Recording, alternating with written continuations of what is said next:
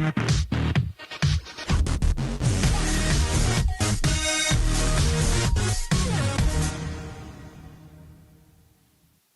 evening, everyone. Well, really welcome to the first edition of the Deep Table. So, get hoo-hoo.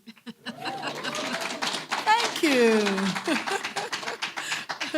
So, the Deep Table, well, we really just come to talk about racism, but not to just talk about racism in itself, but to look at how it impacts on people. How can we make a difference in our society? One of the key things I find is that we talk about it all the time, that, we don't have enough spaces to talk about these issues. We only wait until maybe there's a City West incident, or there's an incident, and we start talking about it. I said, that's a little too late, So how can we create an atmosphere, a safe space, really, where all views, are respectfully treated, where we can look at as many views as possible, but give opportunity to have a conversation. So that's what this is all about, where we can talk about it, because, for some people, they can go inside their room, close the door, and racism is over, But for some of us, we can't. You wear it on your skin. You go out every day. It's with you. It impacts on people, on a daily basis. Even when you're not looking for it, it's looking for you. Some days you're like, you want to play peekaboo like a little child, and you're saying, you know what, I can't see you, so you can't see me. Racism is not like that. Racism says, even if you can't see me, I can see you. I'm looking for you. So you can't even hide away from it. So what I hope, in the next, so we're going to run, the way this is going to run is we're going to run series, 4 series in a year, and each series will be made up of 6 episodes, and then we'll take a 6 weeks break, and then we'll come back again and do another 6 weeks, so that I think racism is something that is too much to have, every day, and even it's going to be on a Thursday evening, because I say, you know what, we're going to keep racism away from the weekend. I don't know about you, but I'm like, Monday, Tuesday, Wednesday, Thursday, Friday, racism. We need a break on Saturday and Sunday.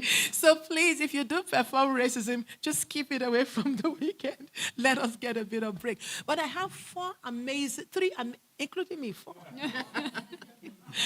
I have 3 amazing people here with me who are going to help me talk about this topic today. Today, we're talking about sitting with racism. Next week, we have some other, another topic. We're talking, I'm not a racist, but, who belongs here. So we're going to talk about some of those issues. People say, I don't see color. What do they really mean? So we're going to try and look at all of those things. When we say allyship, can you be an ally without, centering yourself? So we're going to talk about all of those things. And part of it is, the hope is that it's not just talking, but that it's a learning space, so that lecturers can use them, on YouTube, use it, the YouTube, for your students, you can go back to it and learn something. So please, if you're here, you can, connect and tell your guys to stream. It's being streamed live, so make sure that you share it so that they can stream it. And, the more we can get that going, the better. But I have 3 amazing people here, including myself, Ebun Joseph. For those who don't know me, my name is Ebun Joseph. I'm an academic scholar. I'm a disruptor, I like to disrupt when I see inequality, injustice. I hate injustice, so whenever I see it, I try to do as much as I can to do that. But I have Neve, a very wonderful woman here. She's a lecturer with DCU. And you would tell us a bit about yourself. I have Sandrine. I've not seen Sandrine. I mean, when you're connected to people on social media, you think you see them because you're seeing that, we said congratulations when she completed her doctorate. You think you're seeing them, but, I've not seen Sandrine for years, But I've known everything. Thank God for social media, right? And so we have Sandrine with us, and we have Martin. Martin I've been seeing because we're on the Special Rapporteur Advisory Committee for Anti-Racism Together. So we've been in touch a bit. But thank you so much, Martin, from Pavia Point, here with us today, and Sandrine lecturing in Maynooth University. So sitting with racism, I had lots of notes, but I think you know that already, and people know that already, even if I don't go too far, we know that from just a few days ago now, we saw what happened, in City West, and we've seen, that happen. We saw the Indian community being attacked on the street. We've seen the GADA report, about policing of black and brown boys. We've seen, the traveler community, whether it's in weddings or whether it's in pubs or whether it's in spaces, being kicked out, not having that equal access. I was looking at, just preparing the report, I was looking at, the numbers in education. I'm like, how is that possible? Like you're not, if you didn't even migrate, the traveler community didn't migrate to Ireland. So they are Irish. So we cannot even say it's migration that is impacting. Do you know? So that means that we've not put services in place. So really, yet we have people who will still argue with you that there is no racism in Ireland. So when we talk about sitting with racism, what does it mean for you? And how does it impact on people? I start with you, Liv, for sitting close to me. Okay. For me personally, obviously as a settled white person, it doesn't impact on me personally. And so, I have that privilege in one way, but in another way, a bit of imposter syndrome sitting here talking to you all because, I don't understand what that feels like for people. I will never understand what that feels like. But I think when we think about this sitting with racism and how it impacts people's lives, the important thing for me recently is that we need to see it as more than an interpersonal issue that we're dealing with, that racism is part of how society works. It's kind of in all of those different systems that you talked about, health and education. So I think as citizens in a democracy that we need to recognize that it's everywhere within the system in Ireland, within society in Ireland, and the impact that it has on me is to call it out, to educate about it, to make sure that children are recognizing, understanding what it is, able to have the capacity to stand up for themselves and to stand up for their peers. So I think the impact for me is hopefully being an ally and bringing about change through education. Okay, so that's a really great point. But you mentioned something that being able to call it out.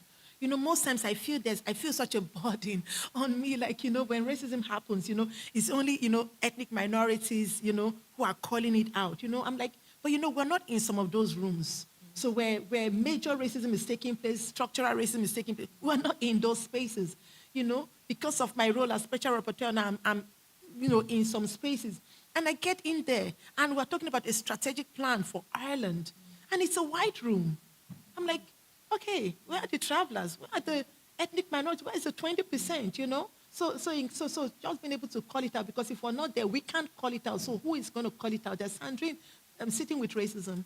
Yeah, I think it's like we were talking about it earlier. I think when the incident with City West happened, it was one of those when I had first read it, and I held my breath and I was like, let it please not be an African person. And I knew straight away, like, that was even wrong saying it. But I was like, this is the reality of racism in Ireland, where it is subtle. And I knew straight away that once the identity was going to be revealed, every African migrant was going to be, again, categorized in brushed in the same brush for that. And I remember being on the bus for a minute and reading about it and going on TikTok and seeing the protest starting to happen, and it was like straight away, it was like, get them out. And even on that bus, I was very hyper aware, like, I'm the only black person on this bus. I shouldn't, make sudden movements, everything like that. And again, that was just like that reality of when something does happen in Ireland. That was just our reality of like when something like this happens in Ireland, like it's a racist incident, but again, you're on social media trying to like defend it in the sense of like, why are we focusing on the race of the individual? Should we not be talking about femicide in Ireland? Like, that's the issue. It is male violence against women and children. Why is it that we're only caring, again, like when it's black and brown migrants that are committing the crime? So like for me, that is sitting with racism. It was acknowledging and kind of prolonging it and knowing that something like this, like once the ethnicity was revealed, like something was going to happen. And I think then the impact then, I call it out like straight away, and I was on social media calling it out and kind of even framing it like, oh, this is like a weaponization of us versus them. Like, this is what the media is doing. Like, can we just, like, again, like, let's not lose track of, like, the 10-year-old. Can we just focus on that? And I think that, like, in Ireland, like, we're still having this conversation where it's like, oh, that, like, it would have happened if it was anyone else. And I'm like, no, because white Irish men still commit crimes against women, but they're not out protesting and things like that. So I think that is sitting with racism in Ireland is, again, like, being pre-prepared of, like, kind of, yeah, like, incited of hatred when things happen when it has been committed by a black or brown migrant. And, yeah, kind of anticipating those conversations. Yeah, and that's something, and we'll get to that, but is that emotional trauma, isn't it? Yeah. You're like, oh my God, let it not be a black person. Yeah. And then when it is, we have to have a village meeting. Yeah. Seriously, black people, we actually have to have a village meeting, like, okay, so what do we do? Something has happened. I'm like, but none of my white colleagues is having a village meeting when when white people do something. And, it was interesting. I don't know, it was on TV3 or somebody, that was on station that actually mentioned that in the same week, right, where this 10-year-old incident happened, in the papers that same week, there were 5 different incidents, that had to do with, children and abuse, and no protest was mentioned, nothing was done. Because somebody would say, oh, no, it wasn't racism. I say, but this is an example of what it is, that, one group will react, but another group will do nothing. Martin, sitting with racism. Well, yeah. Well, I've been, and my people have been sitting with and struggling with racism for centuries. And yet I'm very concerned about the emerging narrative as if racism was a new phenomenon, when in fact it's not. As I said, my people have been experiencing racism for centuries and persecution, oppression. We've had our trailers, better known as caravans, to settle folks. We call them trailers. We've had our trailers burned. We've had the side of our tents kicked in. We've had young traveller children being bullied in school. Evictions is a common occurrence. So it is a reality, and it has been a reality for a long time for my people.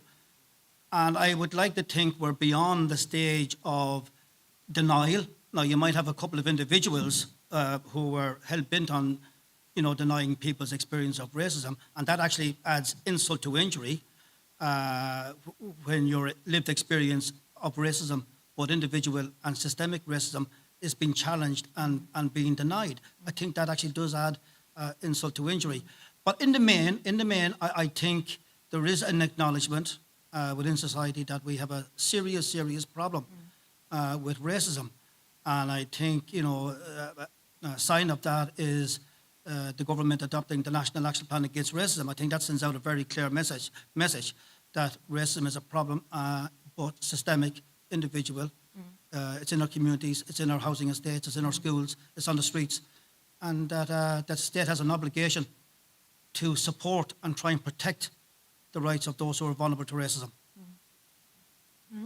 Yeah. Well, hopefully we'll see so much. Sandrine, maybe I will come to you. How does, can you remember a time where you had to sit with discomfort, either your own or somebody else's discomfort at the notion of racism? Yeah, I think it was on the bus journey from with the City West. Again, it was one of those things where I knew going into lecturing the next morning, people would have seen how it was on social media, and the chanting of "get them out" and Ireland is full. I was sat with that discomfort, going into my classes, interacting with different students that day, and it was one of those experiences where there was just a really hyper awareness of my blackness in those 2 days, and it was again I kind of felt like I was categorized where I had to defend African migrants, and I had to be oh, this is one bad apple, you cannot look at this as again it being a justified essence of anti-immigration in Ireland. And again, it was one of those things, it was to call out the far right, call out and again really centralize femicide, that was the issue. So that was a lot of discomfort, and again a lot of it was just the emotional labor of it, of having to go on social media and posting about it and being prepared to fight people that were going to go into my DMs and tell me that it has nothing to do with race and I'm always talking about racism. So it was just that I was very hyper prepared with it. I would have had my phone on do not disturb at certain moments because I was oh, I need to protect my piece with it. So yeah, I think like with sitting with that discomfort, it comes when, yeah, like when there's highly racialized element happening in society and kind of feeling like a black person that you're going to be the advocate for all of that. And if I was to mess up on the bus like that day, like I knew like oh, you see, you're all the same. So yeah, I think like that was like the last time that I would have sat with it. Yeah, that's such a major. I don't know. Like, I don't know if people can actually hear what you're saying because that's our everyday experience. You understand? It's not something that happens once in a while. When something happens, I'm like, oh my God, please don't. I'm waiting to see the nationality. Don't let it be. Don't let, I'm actually traumatized, just waiting. I'm carrying that trauma. Martin, I might come to you maybe on the same question, but also, how does racism manifest in everyday life in Ireland in ways that go unseen and unspoken? Because, I mean, like, I can understand racism against me, my skin color, I migrated to Ireland. I wasn't born here. Even my kids who were born here, they were still, first generation or second generation, one of those things, But as a traveler community, like, this is home. So it's like, so there's no get them out. so, Yeah. so how does racism manifest in everyday, unspoken and unseen? How have we been able to get to 2025 with native Irish population, yet you're still experiencing anti-traveler racism? Well, I think Sadira made a really interesting point, which I can very much relate to, and that is the weight of responsibility and expectation that's on the shoulders of traveller advocates and advocates from other minority ethnic groups who are vulnerable to racism and oppression, that we have to answer and defend the entire community. And it seems that's the experience of minorities right across the globe, as where the same weight of responsibility and expectation is not on majority ethnic groups. Majority ethnic groups are not conscious of their ethnicity because they have managed to develop a support system that validates and endorses their ethnicity, whether that's museums, schools, and other institutions of state. So majority ethnic groups are not conscious of their ethnicity. They have no need to be. But minority ethnic groups, from the moment they get out of bed in the morning until the moment they go to bed at night, they're very conscious of their ethnicity and very conscious of the risk of racism and discrimination. And while I've always said that racism and discrimination doesn't happen every place, every time, it happens too many places and too many times. And what I mean by that is, and this gets overlooked, and I think this is a really important issue, it's the fear and the expectation that you're going to encounter discrimination and racism. That's equally as damaging, in my opinion, as the actual incident of discrimination. It has a psychological impact on you. It creates mental health issues because you're living with that constant fear 24/7 from the moment you get up out of bed in the morning until the moment you go to bed at night. You're in that constant state of apprehension that it's going to happen. And that takes its toll on you. So let's not forget that element of it, as well as the real, the harsh incidents of racism and discrimination, either in schools, on the streets, or on the buses, or trying to get employment, or trying to get accommodation. Every time local authorities propose to build travel halting sites, I'm 59 years old. I'm 40 years in the struggle. I have never, ever witnessed a situation in that 40 years where a local authority proposed to build a traveller halting site and it wasn't opposed. I've actually seen residents' associations, settlers' residents' associations, effectively mushroom up overnight for one purpose and one purpose only, and that is to stop the traveller site from getting built, where there was never a residents' association. Suddenly there's one. And I think that's just one of the manifestations of racism experienced by travellers. And of course, then we can talk about the health inequalities, the educational inequalities, the unemployment rate. All of that to me points to structural systemic racism. And it's so interesting when you say that, I'm just I don't know, I'm just looking at that the speed with which, these actions, can take place, you understand? And it is set up immediately. Maybe if I might come to you, just around the,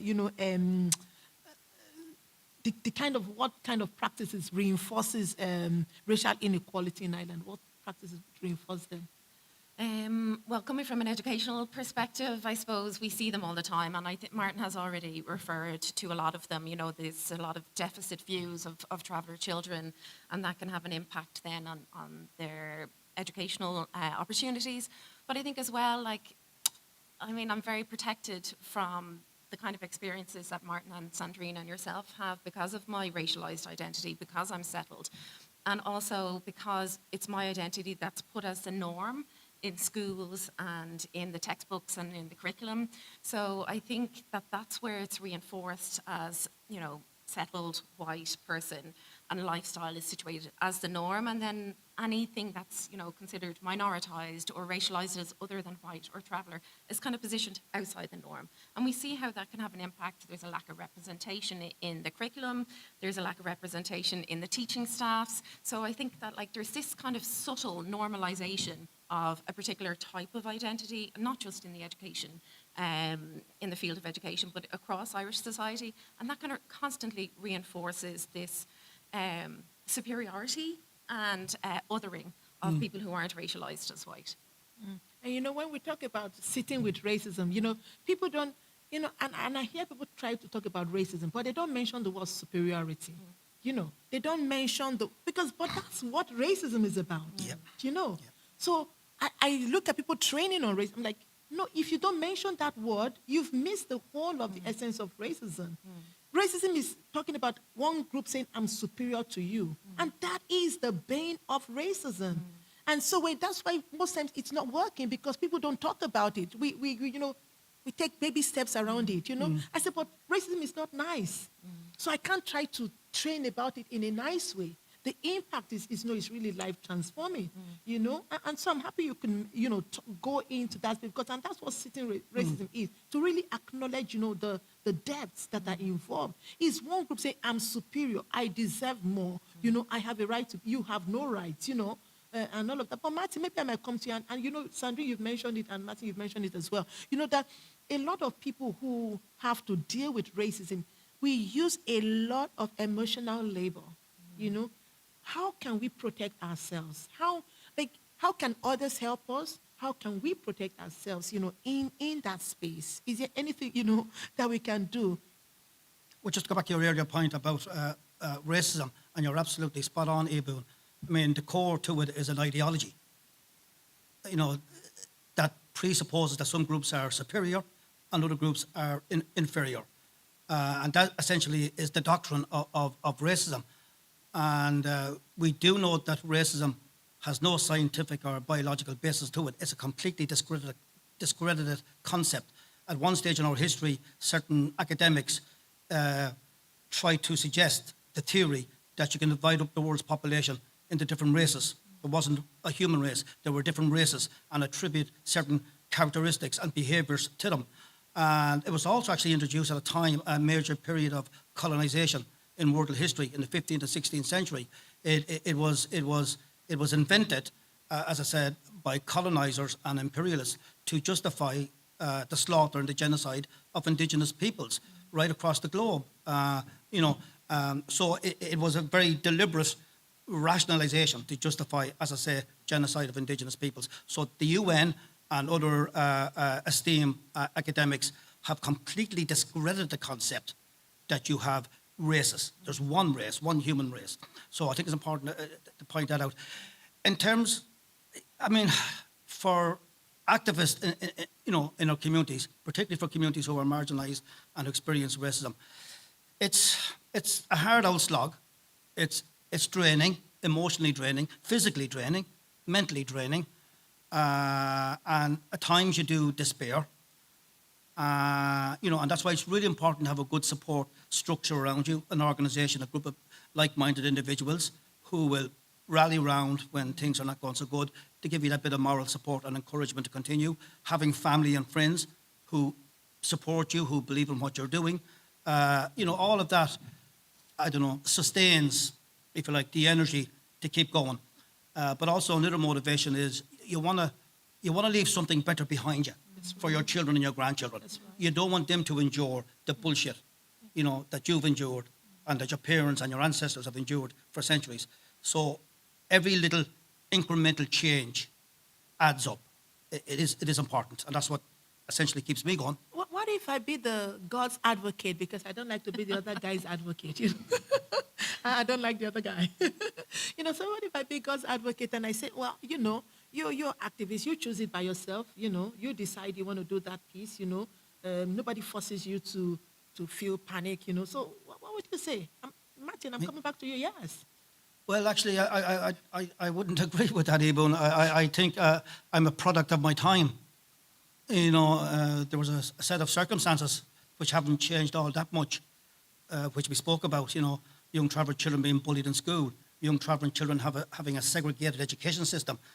Special classes for travellers, special schools for travellers living in substandard conditions that's akin to a developing country without basic services such as running water, sanitation, refuse collection, facing the threat of constant eviction, not being served in pubs, not being able to get hotels for weddings, and so forth. So I found myself in those circumstances, living in those circumstances. I remember actually very vividly, and I couldn't really make sense of it at the time. It was only years later I developed the tools to be able to reflect and analyse on it. I remember going into a pub with my father in Finglas, right? And he was bringing me in for food, and he was going for a few pints. And I'll never forget, I went down and sat in a chair. My father went up to make the order, and he was refused.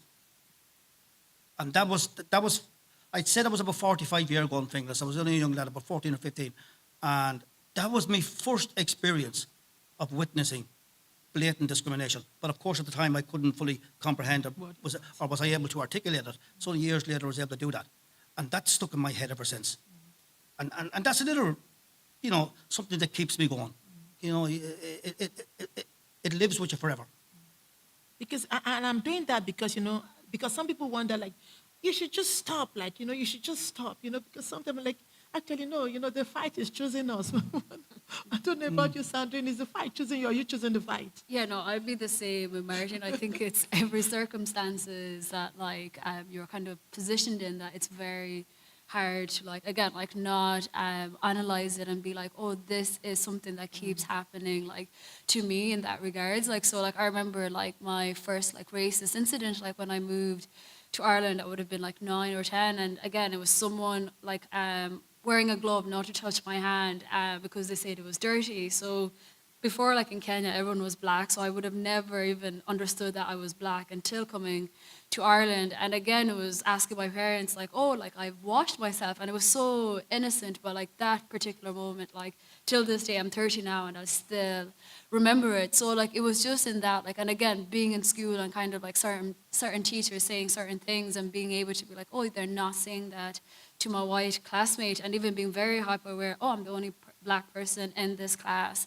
and things like that. So I think it's like it's very hard to like escape it. And for me then it was like, I think what keeps me going with activism is I have 2 little twin brothers that were born in Ireland. So like for me, as Martin is saying, it's I have to like again call it out and make sure that like Ireland is more diverse for them and that they don't experience the same things as for me. So like no matter how tired I get, and no matter how, like, yeah, certain times, like, I just don't want to engage with certain topics. It's if I don't call it out, then it becomes normalized for that sense. So I think it's a luxury being like, oh, I get to turn it off today and not have to talk about it. Like, it's, I just can't, I don't have that. And again, yeah, it is emotionally taxing. But I think then, like, when I see how my brothers have such a different relationship with Irishness and their identity, then I'm like, oh, like something good has happened and Ireland is changing because we don't have that same lived experiences, even though we're all like in the same house. We're 12 years apart, but in those 12 years,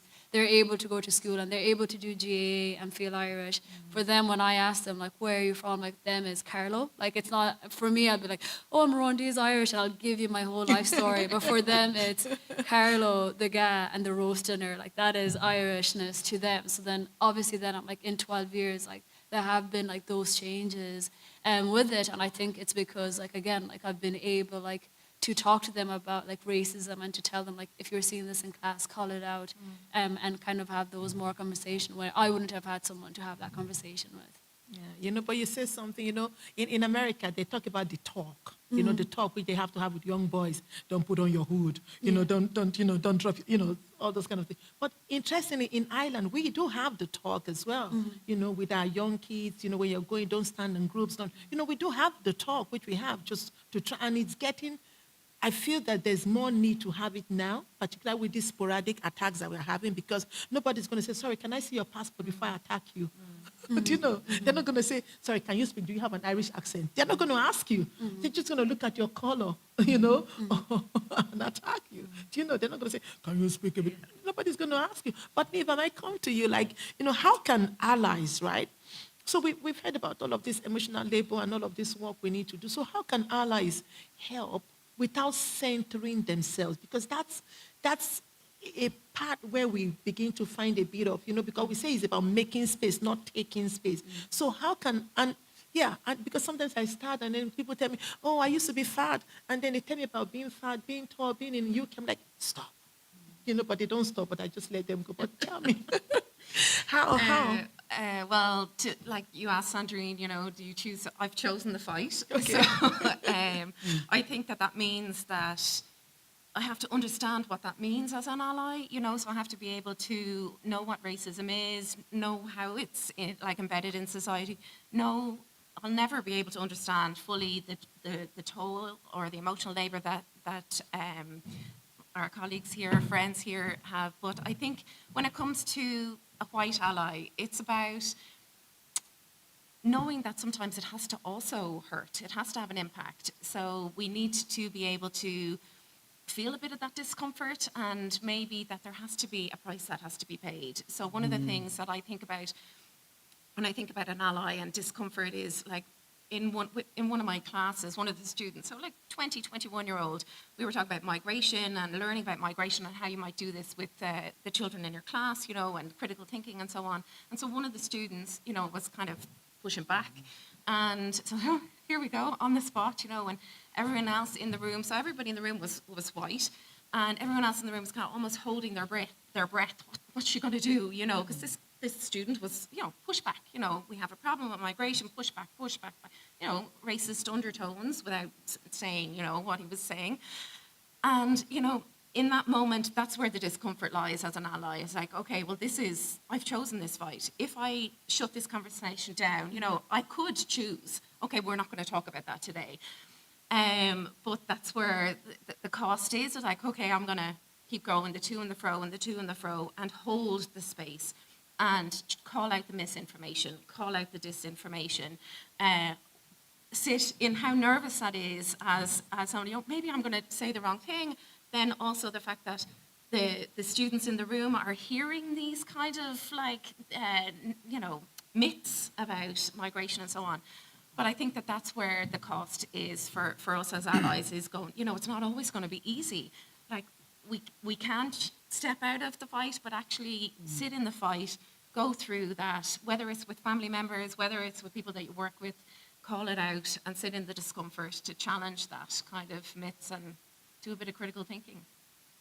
Okay. Again, so say a couple of things there, and you talk about that, and that's what sitting with racism is, isn't it? That discomfort, that fear. But, we talk about feeling the fear and doing it anyway. So when it comes to racism, it should still be the same thing, isn't it? It shouldn't just be all the other things but racism. You're feeling the fear, but just do it anyway. It's the good thing to do. It's the nice, it's the right thing to do, to speak up, And I was giving a lecture once, to teachers, on, how to, to teach, on all of these things. And one of the things I said is, you might not have the answer at the moment, but you might say, look, you know what, this is something I need to check. So we will bring it up tomorrow. So you're not even shutting it down. You're saying, you know what, I don't have all the answer today, but this is a really important. Can we just pack it for 24 hours and tomorrow we'll come back? And when you come back to class the next day, as a teacher, make sure, don't go and talk to them in the toilet or in the corridor because it didn't happen in private. Do you understand? So that's the key thing, that don't go and, because then you'd have a private conversation with him. No, you're making him a problem or you're making that a problem. No, it happened in public, in the class, then it should take place in that same place. So go learn. I say, if you don't know what to do, pick up a call. You pick up a phone, call somebody, say, guys, this happened in my class. What do I do? Call somebody. Yeah, because if you don't, Evan, then you're given a message that, like, the children especially and young people need guidance. And if you don't go there, then you're given the message, we don't go there. Yeah. We don't talk about it. That's not okay. And you're shutting it down. So absolutely right. Do your homework. Do your homework. Come back the next day and go again. Yeah. And it's okay to say, I don't have that answer today, but I'll be back tomorrow. I'll be back. But it's really important to say that. But Martin, I might come to you what role do community and solidarity play in resisting racism? Solidarity, community, how can, what role do we play in resisting racism? Well, I think the notion of solidarity is absolutely crucial. And over the years, in terms of our struggle, for human rights for travellers and Roma, non-travellers, settled people have made a huge and a very important contribution to our struggle for justice, for equality, and so forth. And that needs to be valued, and it needs to be respected. As we know, racism is not just an issue for the groups who experience it to address it. White people, settled people, have a responsibility to address racism. It's not just a problem or an issue for those that experience it. It's like gender inequality and violence against women. It's not just a woman's responsibility. Men have a role to play to address the systems and the structures that oppress women. So that notion of solidarity has really, in particular for the last 40 years, from the 80s onwards, has served our community quite well. But there was a history before that, from 60s onwards, where there was a lot of settled people involved who were actually quite harmful and quite damaging. And the Catholic Church in particular worked hand in glove with the state to essentially assimilate our people. It was a type of ethnocide. It was killing our culture, our language. We were perceived as backward, as deviant, as primitive, and need to be civilized and normalized by the state. And as I said, the Catholic Church and a lot of lay settled people worked hand in glove with the state to solve the so-called itinerant problem. So that was a particular history where it was very problematic, the involvement of a lot of settled people. But in particular, for the last 40 years, from 80s onwards, it was a more progressive, enlightened approach to supporting travellers, and then more recently Roma, in their struggle for justice and for human rights. Okay, so solidarity plays a key part in that.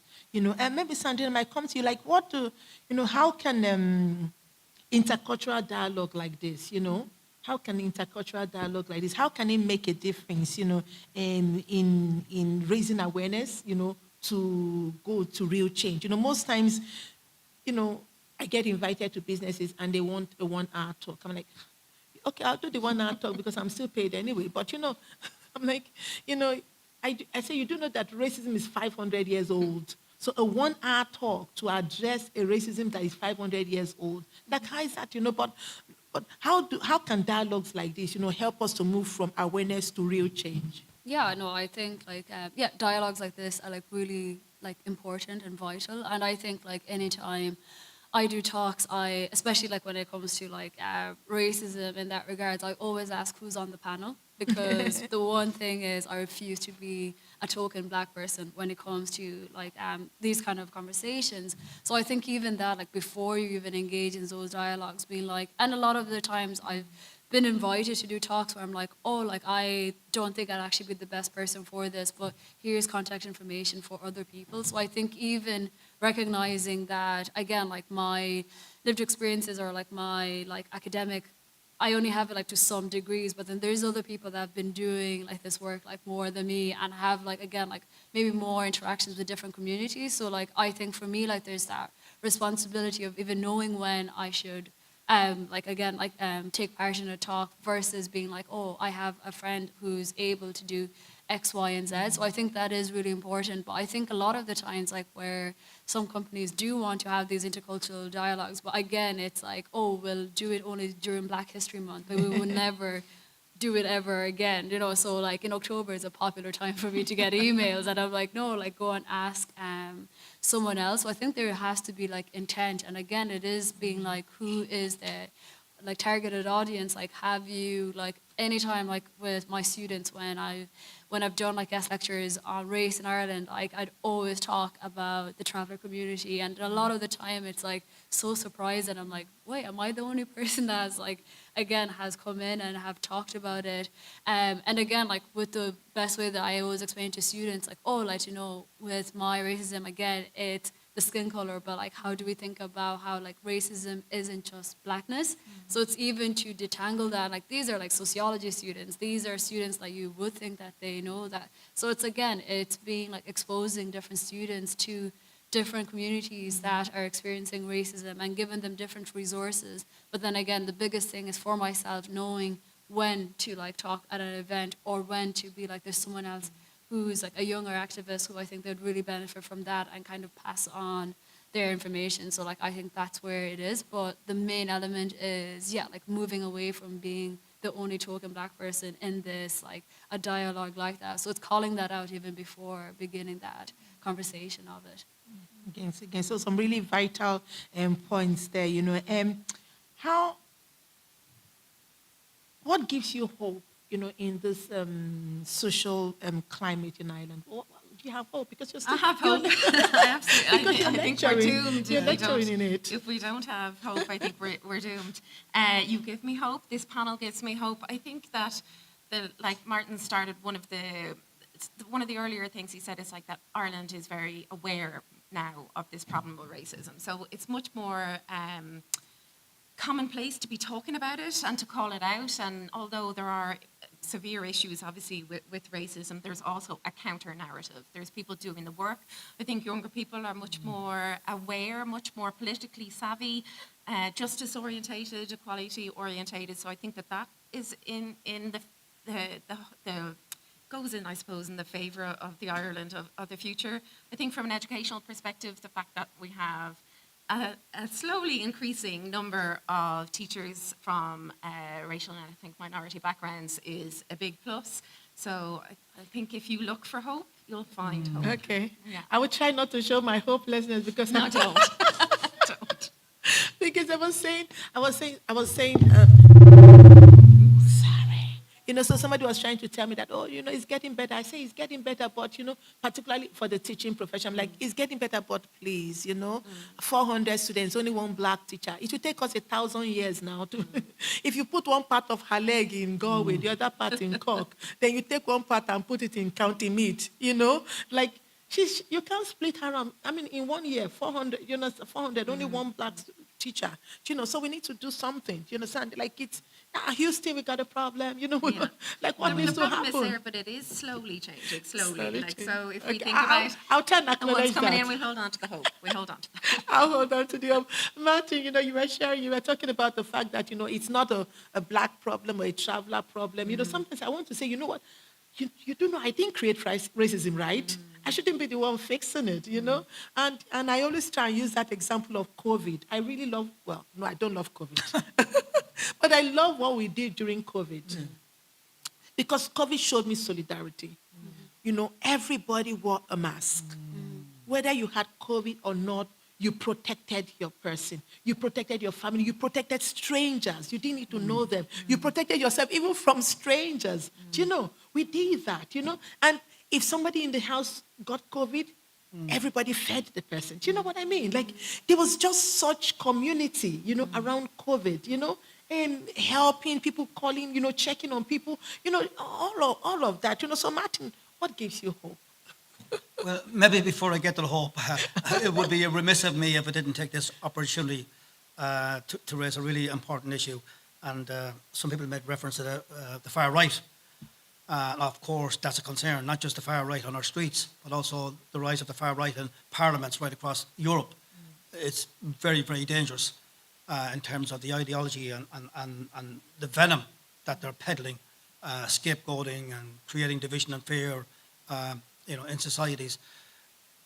I see something really sinister and concerning happening to my community. I see some of my community actually being manipulated by the far right, and some have taken part in protests and demonstrations, racist demonstrations, obviously, and that concerns me. This manipulation, this exploitation, and I can understand where some of the travelers are coming from, because suddenly they feel a sense of, it's false, but they feel a sense of belonging, a sense of inclusion. These people want us, they want to include us. But I want to send out a message, very clear message to my people, Travers, Pavi, Mincare. Don't forget our own history of oppression and persecution. And we need to be standing in solidarity with with other communities who are in a similar situation, refugees, asylum seekers, migrants, and others. And, and this is blatant manipulation. You are being used. You are being exploited. You are buying into their propaganda. And I am pleading with them not to go down that road, not to allow themselves to be manipulated and go and take part in these racist demonstrations. And I think that's really important. And I know travel organisations, local and national, are constantly trying to convey that message. And I want to do it here again tonight. It's very concerning. It's very worrying. So that's a bit, obviously, on the negative side. On the positive side, well, I'm naturally and inherently a very optimistic person anyway. I really am. And I see a lot of hope and opportunities for change, hopefully with the full implementation of the National Action Plan Against Racism, the full implementation of the National Traveller Roma Inclusion Strategy, the full implementation of the National Traveller Education Strategy, the first time ever we had a Traveller Roma Education Strategy. And then what we want to see, we know the state have actually legislated for hate crime, which is a welcome development, but now they have to deal with the second element of that piece of legislation to deal with hate speech. And we're still an outlier in Europe that we don't have robust legislation dealing with hate speech. And I do know the European Commission have threatened infringement proceedings against the Irish state because they have failed to put in place a robust legislation to deal with hate speech. And if ever that was needed, it's needed now. It's not about censorship. It's not about interfering with free speech, but it's about protecting vulnerable groups from incitement to hatred and incitement to violence. So we're an outlier actually in Europe. So. But I'm optimistic that will come to pass in the not too distant future. So, and I'm also very optimistic here tonight. We're having this discussion about racism, the impact of racism, and how it might be dealt with. I'm very optimistic because in my own community, I've seen the emergence of really strong traveller men and women, leaders, activists, community workers, doing Trojan work at local level, regional level, and national level, and trying to just create a better place for our people. And so it gives me all cause for optimism. Yeah, and I really concur with that because, like about 2020 when we had the Black Lives Matter, I was just all over the place. Like I was on television, radio, everything, because there was no black voices really speaking out, I was having Zoom conversations. Some conversations we had up to like 500 people on the Zoom conversations. Yeah, I really did a lot. I pushed a lot, but now I can really chill a little bit because people like Sandrina there, or the Black and Irish, or the APNI, and just different pockets of, groups and young people speaking up and, occupying that space. So I don't feel the 100% urge, to do all of that. So really great to see, so that gives me hope. But for the next 10 minutes, I might take a few questions, or comments from our studio audience here. Studio audience. Okay, please. And so we can just go, because we have just short times, if you go straight to the question or comment, and we'll take it. Yes. Hello to everyone on the panel. Caroline, introduce yourself. My name is Caroline Thompson. This is my 22nd year in Ireland. And to be honest with you, I don't see much changes happening when it comes on to racism. We talk about it a lot because it affects us, and in some ways it's healing us by talking about it. And the question that just came to my head is, should we stop talking about racism? Should we? Is it going to make other people feel comfortable in doing what they constantly do to hurt us? Racism kills. And in Ireland, racism is costing Ireland millions, but nobody talks about it because it's kept under the table. My question is, what are we going to do to cause significant changes in the political atmosphere, in the media atmosphere? Because I think the media does propel and push racism in a lot of ways. So those are my two questions. Thank you. Anybody wants to give it a try? Yes, Martin? Just briefly, if you don't mind. Look at folks, I honestly don't care. I am not preoccupied whether people, white settled people feel comfortable or not talking about racism. That's not my job. My job is to raise the issue and to see how we can address it and create a more inclusive society. And if some white settled people in the process of that feel uncomfortable, well, then I think that says more about them than it does about me talking about racism. Yeah, no, I'd agree. I don't think we should ever stop talking about it, because I think by stopping talking about it, literally, like, feeds into, again, like, that sense of how racism works in Ireland and about how we brush it under the carpet and stuff like that. And of course, like, yes, like with the media, yeah, it perpetuates like us versus them. Anytime something bad does happen, like, again, it goes into regards to like, oh, this is why there's an issue with immigration or anything like that. I do think there are like individual and different like community groups that are doing work on like combating how like media narratives, like Gorham Media, like with Mamobo, like she is doing incredible work like with that in combating that. And like with a lot of like my academic, again, like in academia, it is like there's a paywall with certain articles I'm writing, but it is like I'm making sure that when we're talking about like, I don't know, lived experiences in Ireland in the 21st century, that again, like I'm being included in that conversation. I'm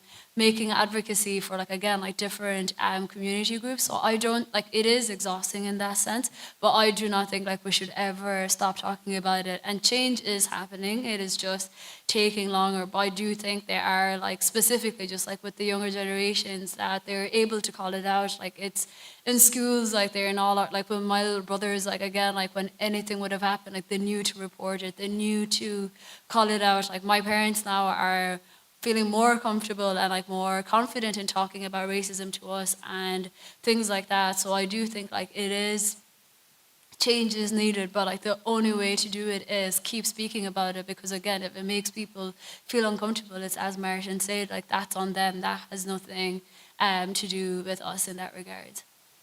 Did you want to add something? Sure, yeah. Well, I'm going to agree, of course. I think that there, like, key theorists in the area of race and racism talk about this permanence of racism. And I think that it's an uncomfortable, very uncomfortable aspect of society that we have to accept, or that we can choose to accept or not. I choose to accept that it's there, it's embedded, and I think the more we understand how racism works in society and how it's in all those different aspects of our communities and of our workplaces, that we can call it out even more. We can disrupt that when we see it, we can name it, we can kind of push back a little bit. And I think that like the work happens, you know, in the academic space, but also in the grassroots levels, you know, with the NGOs and with the community work, so that like it's around kind of distributing that power to push back against racism. So I do think we should keep talking. So distribution of power. Duty, you had a question for us as well? Just a comment and sharing my own experience Can we get the mic to her, please? of having thought. The mic?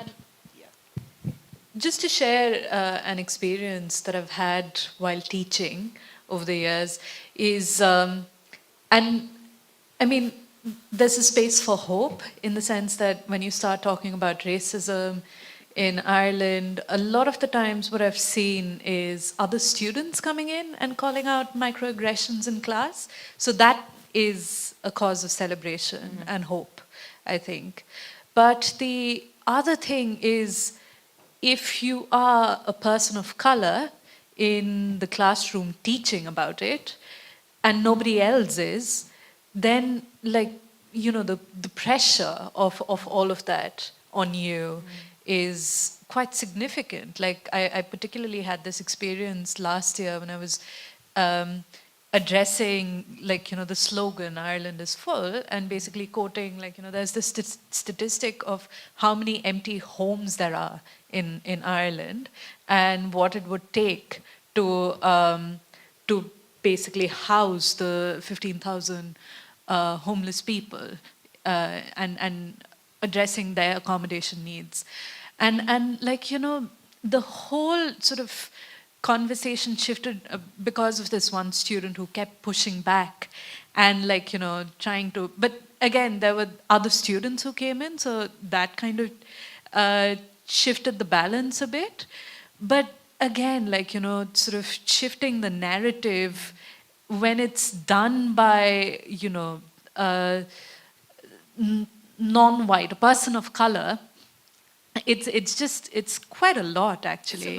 It's a lot. And I mean, like, you know, I live in City West, so the riots were happening 2 kilometers away. So to be like transporting like wheelie bins through the house so that, like, you know, they're not being taken by these the rioters and used to like, you know, transport bottles or set on fire.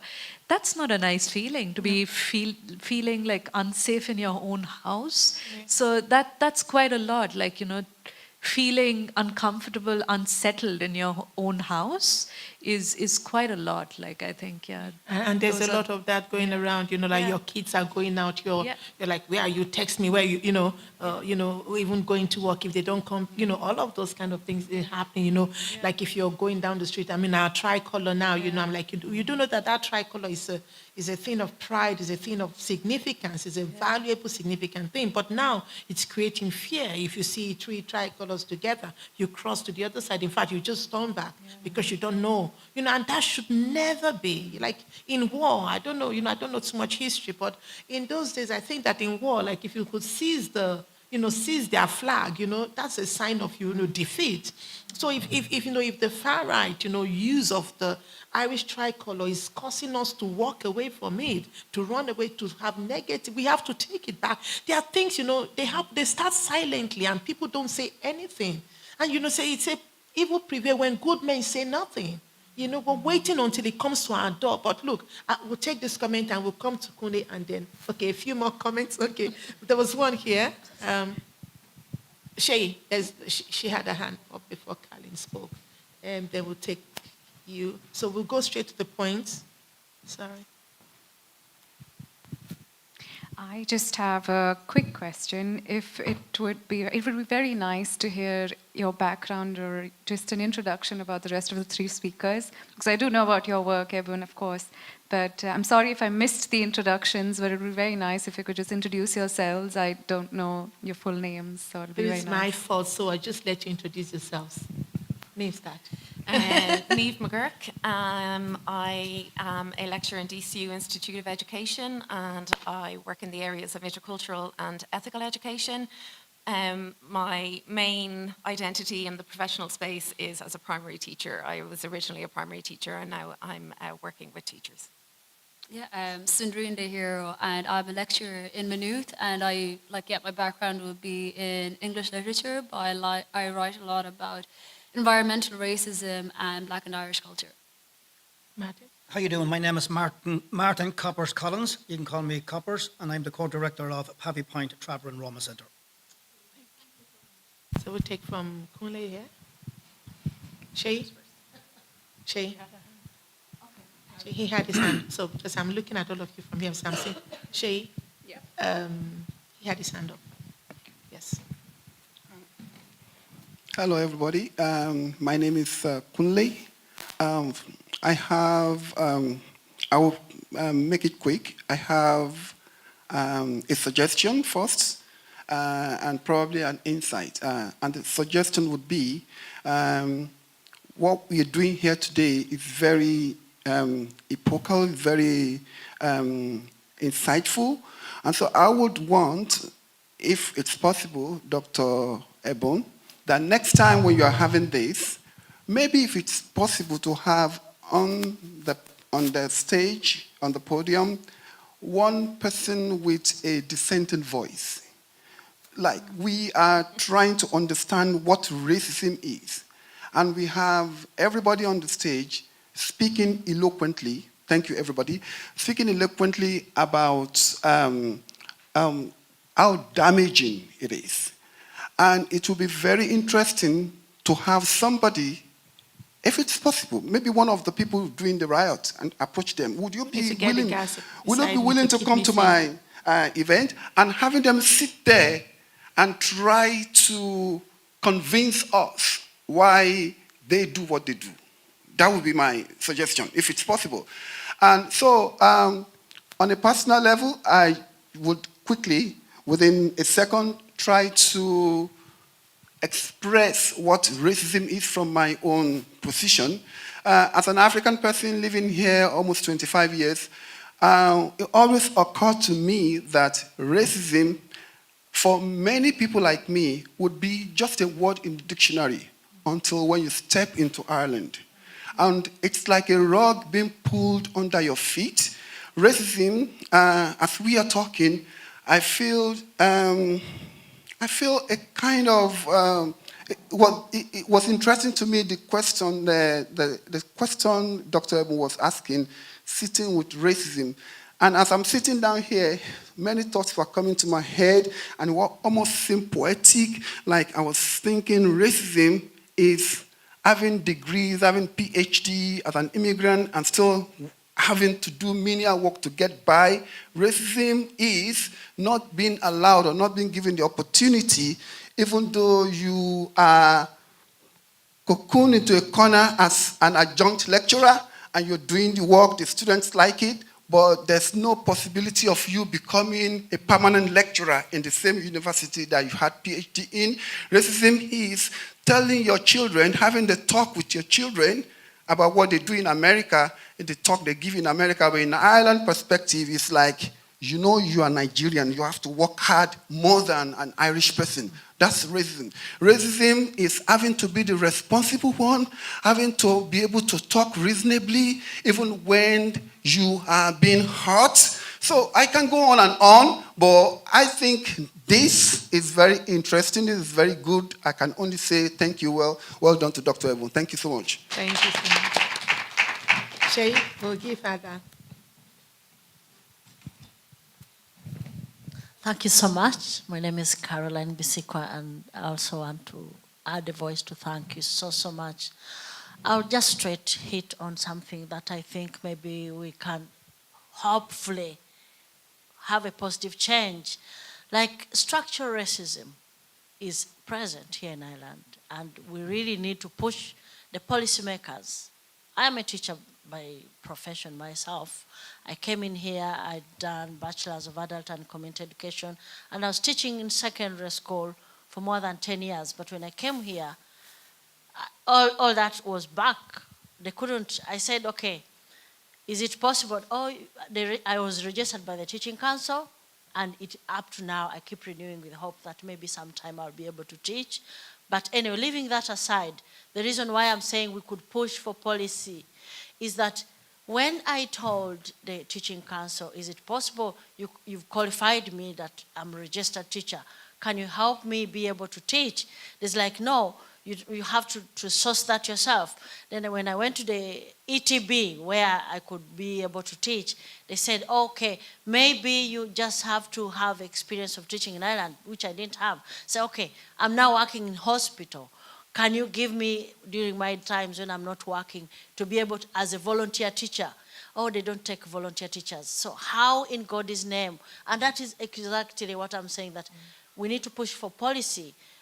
They're looking for teachers. They don't have teachers, but there are teachers who are qualified here, but because they don't have experience of teaching in Ireland, they don't allow them to teach, even when you have more than 10 years experience. But if they gave them volunteer teaching, then they see if they can perform in class. That would be possible.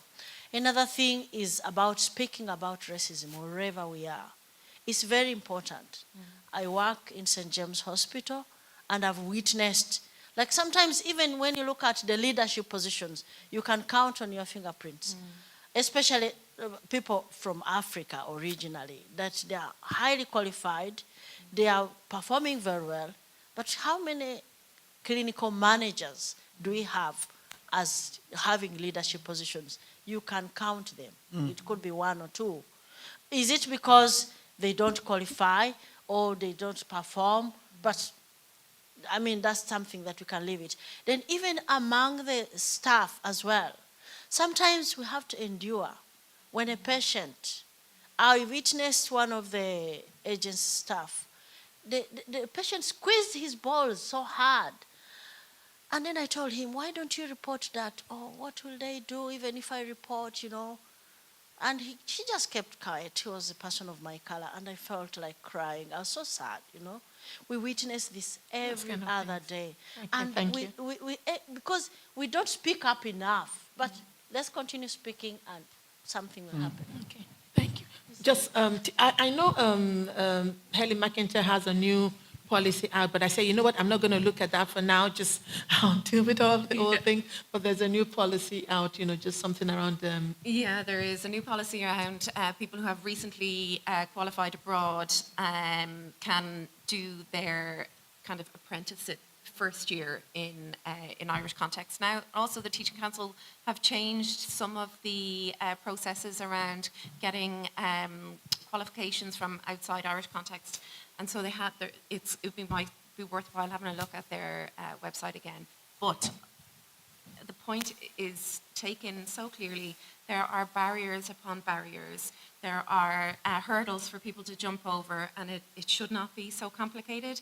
Just in terms of like the lack of representation at upper levels of management, like that is something that needs policy change, and it needs, data collection, and it needs to be tracked, and it needs to be monitored. So it's only when we have proper accountability for those kind of race equality action plans, or EDI targets, or whatever companies are using, they have to have an implementation policy that's going to track that to see if it's actually working. Yeah, and for racism, two things. It's about power and policy. And if you can't change it on those levels of power and policy, nothing happens. Lucas, I come to you. It's kind of related to the last kind of question.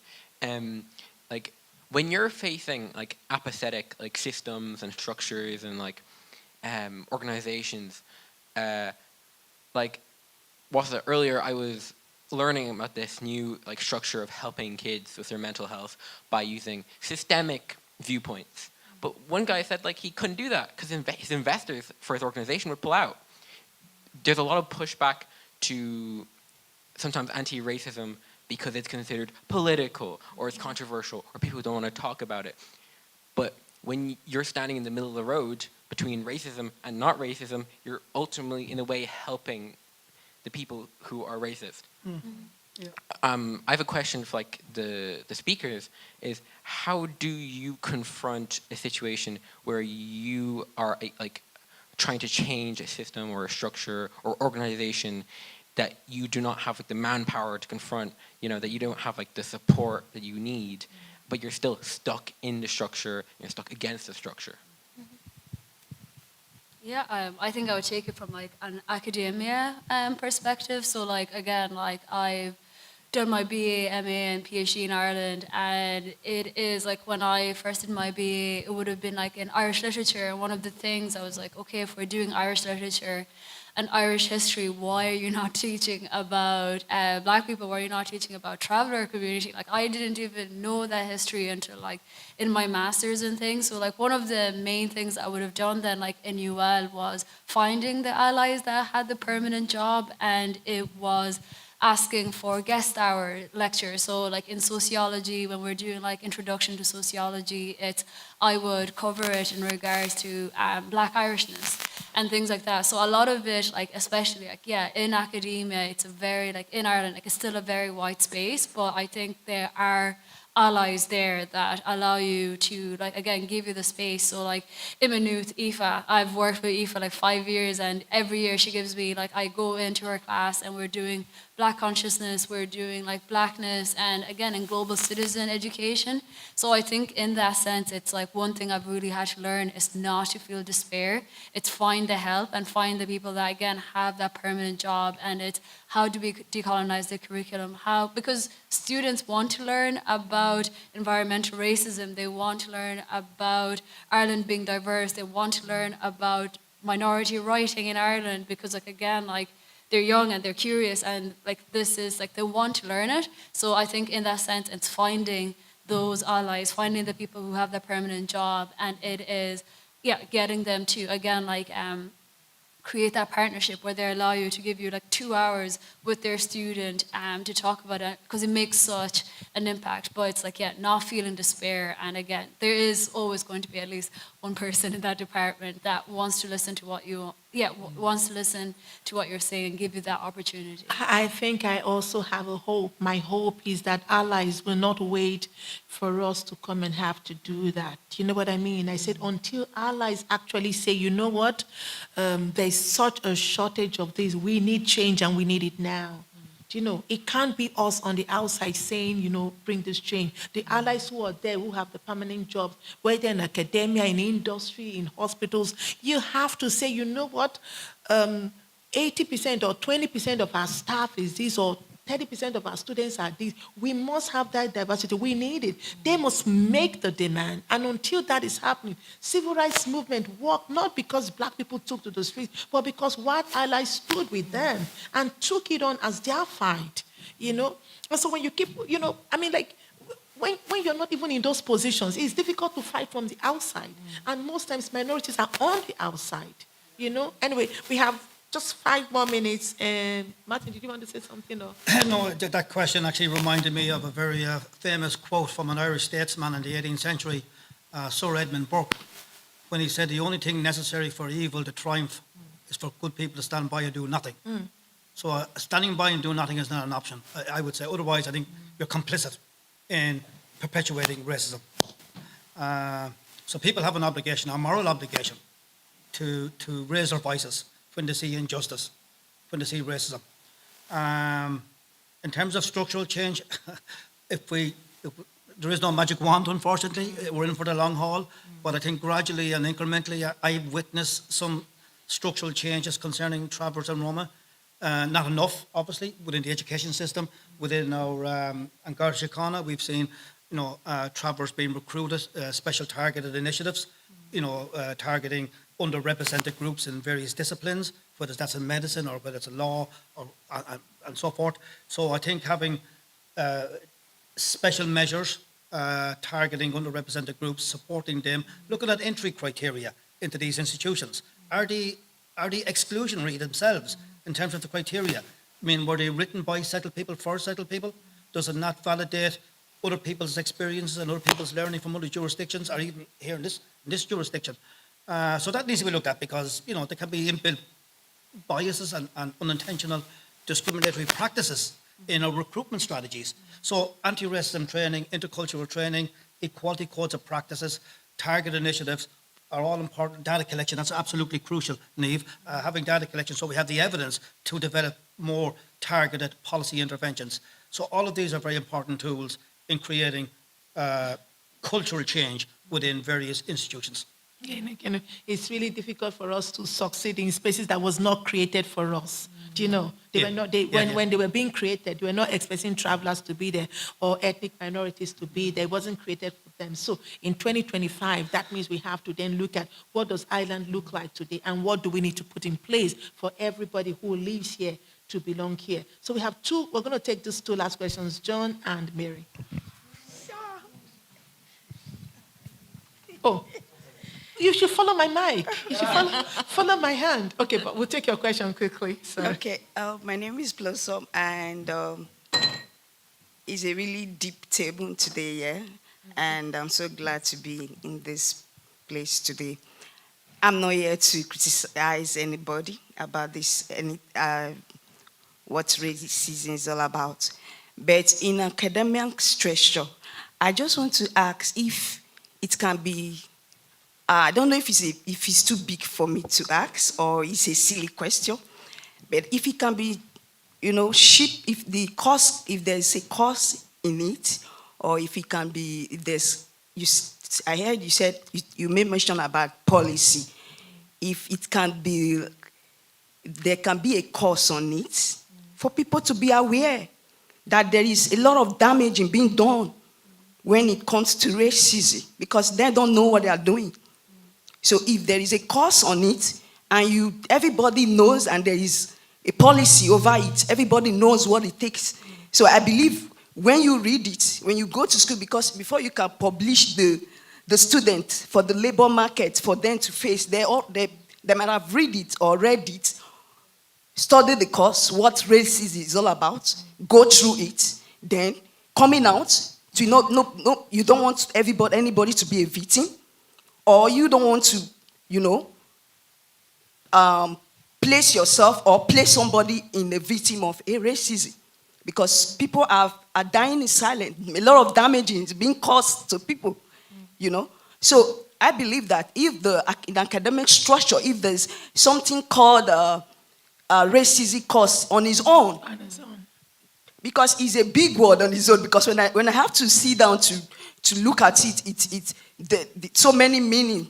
You know, if there's, Absolutely. yeah. So if there's a course on it, when I go to read it, I know what it is, so I won't victimize anybody for it. Thank you so much. Again, that's, Thank you you. know, I believe education is key, and that's what you're saying. Education is key. We should have, and again, that's my number one advocacy, that, you know, every school should have a full module, even if it's not credit bearing. In Nigeria, we used to have a course, you know, you have to pass it. It's not credit bearing, but if you don't pass it, you will not graduate. That was how simple that course was. You know, everything was in it, you know? So it was something that helped you to be human, you know? And so it costs, because people, they balk at it, we don't have the credit. Say, it doesn't have to be credit bearing, but it just has something that in your 4 years or 5 years of uni, you must pass it. You can't wait until, you know, you're a lecturer and then you do one hour. We'll take John. Obele, are you here? Okay, Obele said she was going to ask a question. Okay, John, we'll take all the 3 questions together. Where's the mic, Sheyi? We'll take John. Okay. Thank you. My name is Obele Akinivonye. I teach legal technology at Lund. Okay, so just when you look at what's going on, I like what you spoke about superiority and some kind of supremacy. The fact about it is most times it's some kind of unconscious superiority, and it exists. They do it and they do not realize that they're doing it. And sometimes we also have somewhat of some kind of inferiority. When they're doing it, you're actually responding with that inferiority, even though you don't realize you're doing it. So the more you're saying thank you for what you're entitled to, gives them the right that, yes, what they're doing, it's okay. So that could be one of the things. So we have to basically know how we're reconstructing things, because sometimes, because you're getting a favor or something from the other party, or you want to be in the good books, you don't want to be an outcast. You basically act in a particular manner. So our ability to act in a way that we would not be acting inferior, and then also realizing that there's already an inbred superiority with this person, so you need to kind of balance yourself out. And I think the other thing just to mention, what you spoke about training. I think I'd mentioned to you earlier on in the year about the session where I attended a conference, Teachers Conference Ireland, and in that conference, we moved the motion, I actually moved the motion for racism to be part of the courses that is taught in all the universities. And the fact about it is that during that session, all the motions that were being moved, there was an opposition. But as soon as I moved the motion, I was waiting for an opposition. Nobody opposed it. And as soon as they said vote, everybody voted. But the fact about it, even if they voted, nothing has happened. Even though they voted for the policy and it's there, but it's a policy. I haven't heard of any schools. Please, if there's any school here that has actually passed those policies, Teachers Union Ireland. So it is about speaking to the necessary agencies to make sure that these policies that are not just passed, but they are actually implemented.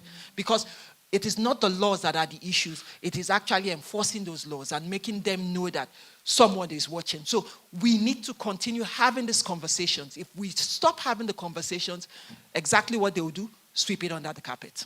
Thank you so much. Again, Ireland is you can clap. Again, Ireland, you know, we're extremely policy rich, implementation poor. We'll take the 2 questions here together.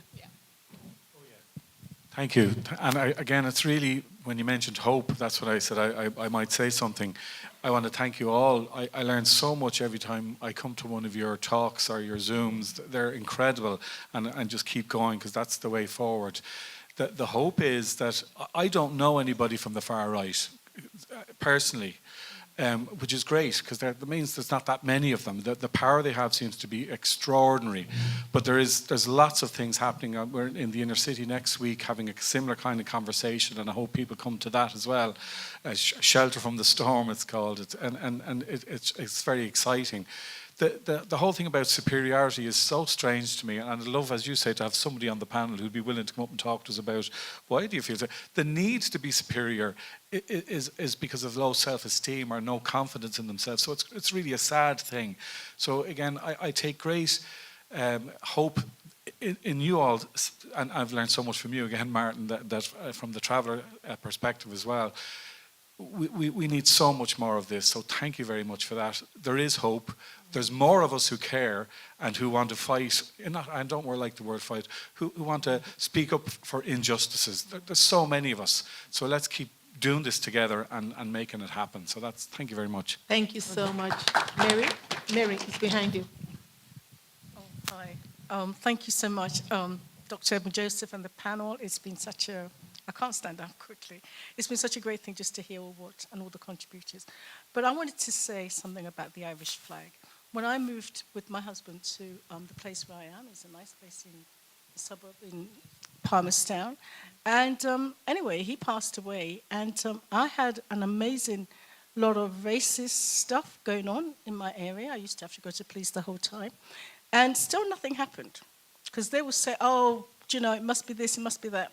Nothing happened. And then I'm a Christian. The Holy Spirit said, put up on your window the Irish flag. I went to buy the Irish flag. I'm telling you, this is a true story since 2017. I put it up, and I never had one single incident. My daughter says she witnessed, she came over to stay with me. Then I was alone. The whole street changed. And one Irish friend that I had, his name is Dermot, he said to me, Mary, when you put up that Irish flag, what you were saying to your neighbors is that I'm under the protection of the Irish. They never did anything to me again.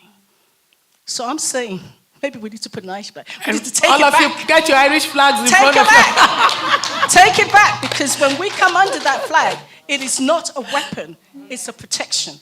And I stand as a witness. My daughter said, if you don't believe me, all the neighbors. And I work for the radio, so also come and tell your story on the community radio and send out your podcast. When people don't hear your story, they think you're doing nothing. Come to any community radio near you and go and tell them your story, because you have great stories. Thank And if you very much. want, talk to Mary. She's a community radio. She's always platforming us, and that's how, we take our fight. But we refuse to be invisible. We refuse to be. Thank you, sir. And take your flag. Good. We're done with questions. Oh, is there one more? Hi, thank you so much. I'll keep this short because I know it's cutting time. But my name is Fanta. I'm here doing a postgraduate fellowship from the U.S. When I'm just during my research, I'm coming across third world feminism that happened in the mid 20th century. A lot of women in the global South came together, realizing that a lot of their issues paralleled one another. And I feel like sitting in this talk, I realized that a lot of the issues that are in Ireland, in the US and Canada and Australia, the UK, they're very parallel to one another. We're witnessing the rise of fascism, neo-Nazism, the far right. And so I guess I'm asking, how do you see a sort of transnational unity amongst not just Black people, but just global minorities? How do you see that kind of playing out? Do you see anything tangible that you could do to kind of approach that? I guess that's my question. Anybody? That's a big question. Okay, we'll bring that question for the next issue. I think it's important, though, to acknowledge the relevance of that. It's a massive concern what you're raising, this transnational rise of the far right, which needs a response from the opposite of the far right. So I think when it comes to responding to that, I think we need to use our vote. I think we need to talk about who's in power. I think we need to talk about what democracy means and how that can have an impact on who's giving the message to the majority of the citizens. So thank you for raising that very difficult question, but it's really important. Okay, guys, we've overshot our time, but you have to forgive me. This is the first one. But, as we finish, just if you could, right, leave this conversation with one practical takeaway or action, what should it be, Martin? Oh my God, it's a big question. I think using the democratic franchise that people have to get out and vote in local, general, European, and presidential elections, I think your voice does really matter. It does count. And from that perspective, I was absolutely over the moon to see Catherine Connolly get elected as the 10th President of Ireland, because her values around justice, equality and human rights certainly align with my own core values. So I think, voting and participating in the democratic process to see more minority groups in Dáil in the Seanad, in local councils. I'm not suggesting that's a panacea, but representative democracy is an important tool alongside so-called participative democracy in the state. Thank you so much, Sandrine. I think mine would just be in solidarity. I think, again, the rise of the far right attacking different ethnic minority group. I think a lot of the time, I don't know, coming kind of from black communities, it's like when we see other racism happen to Indian communities, it's our responsibility to again call that out as well. Or even with traveler community, it's if you have lived experiences with racism, again, you should be able to use your voice to again stand in solidarity with other communities. So that would be my one. Thank you. My one would be for the allies to do the work, to inform themselves, and that the learning is in the doing. You're not always going to get it right. You will probably put your foot in it, but to kind of feel that discomfort and keep calling it out. Okay. So I have to just say a really big thank you to, if you want to help me, to say a big thanks to my panelists, Niamh, Sandrine, and Martin. And a big thank you to my first audience. So you've made history with me. So thank you. So put your hands together for yourself.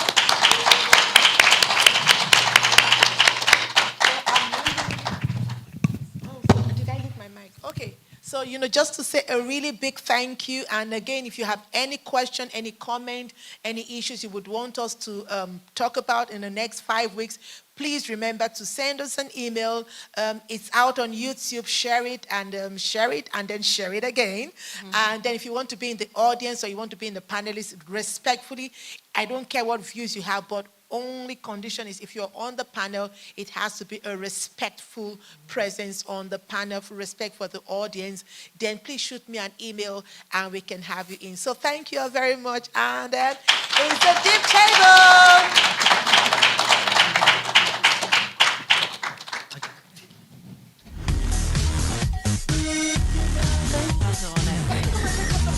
Have you shut up the